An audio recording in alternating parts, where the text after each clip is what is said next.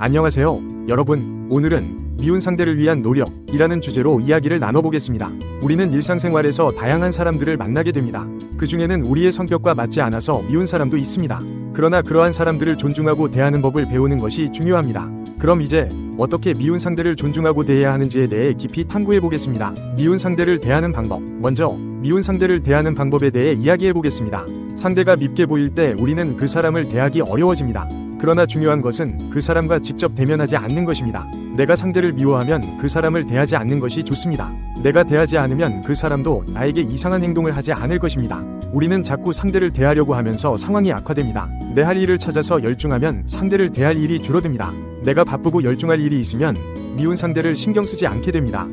할 일을 찾고 그 일에 열중하면서 조금 떨어져서 생활하면 상대가 더 이상 밉게 보이지 않게 됩니다. 에너지의 법칙. 우리는 집단 속에서 생활하면서 서로의 에너지를 필요로 합니다. 우리의 정신은 상대의 기운을 먹고 육신은 물질의 영양분을 섭취하여 기운을 씁니다. 상대가 미울 때 내가 상대를 대하지 않으면 상대의 에너지가 고갈됩니다. 상대가 미울 때 내가 마음이 아픈 것은 내가 어려운 상황에 처했기 때문입니다. 미움은 내가 뭔가 잘못했기 때문에 발생하는 것입니다. 따라서 미운 상대를 대하지 않고 내 할 일을 찾아서 열중하면 상황이 점차 나아질 것입니다. 자기 성찰과 바른 행동. 자신을 성찰하고 바른 행동을 하는 것이 중요합니다. 상대를 미워하는 이유는 나에게서 비롯된 것이며 내가 상대를 바르게 대하지 못했기 때문입니다.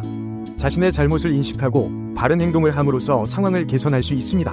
미운 상대를 대하지 않으면서 내 할 일을 열심히 하면 자연스럽게 상대와의 관계가 나아질 수 있습니다.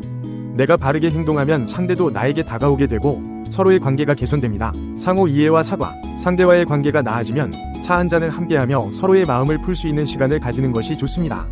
서로의 잘못을 인정하고 사과하는 것이 중요합니다. 내가 잘못한 것을 인정하고 사과하면 상대도 자신의 잘못을 인정하게 됩니다. 이 과정에서 중요한 것은 겸손과 이해입니다.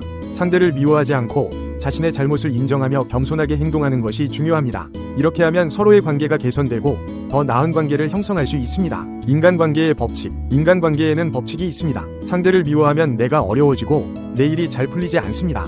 따라서 상대를 미워하지 않고 바르게 대하는 것이 중요합니다. 우리가 어려움을 겪을 때는 자신의 잘못을 돌아보고 그것을 개선하려고 노력해야 합니다. 이렇게 하면 상황이 점차 나아지고 더 나은 삶을 살 수 있습니다.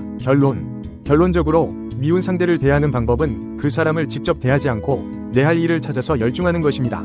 자신을 성찰하고 바른 행동을 하며 겸손과 이해를 통해 상대와의 관계를 개선하는 것이 중요합니다. 이렇게 하면 우리는 더 나은 인간관계를 형성하고 더 행복한 삶을 살 수 있을 것입니다. 이상으로 오늘의 나눔을 마치겠습니다. 감사합니다.